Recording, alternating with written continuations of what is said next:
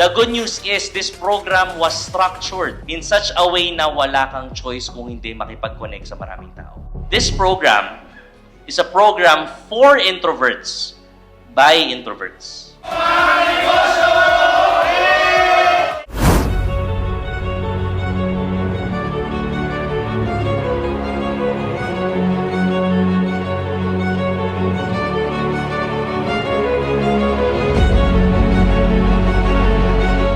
Because maniwala kayo sa hindi, ang daming hindi naniniwala, introvert po ang lolo nyo.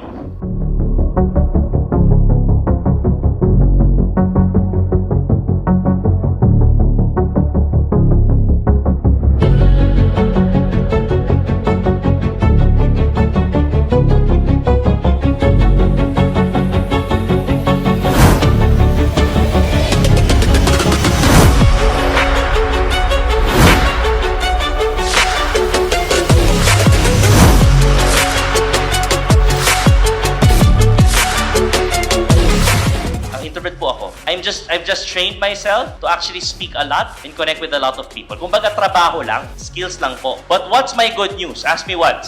The good news is this program was structured in such a way na wala kang choice kung hindi makipag-connect sa maraming tao.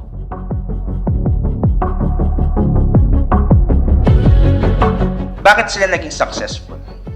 Basically kasi they're sharing their own life experience, di ba? Kaya ang bilis ng growth nila. Even sa mga ibang content creators.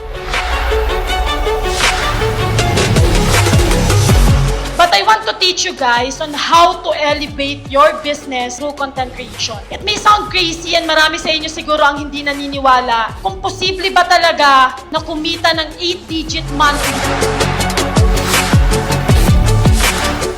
Usually, ang ginagawa ko dyan, nagbabasa akong comment. Kahit minsan sabihin mo binabash ka na, yung basher mo minsan may point eh.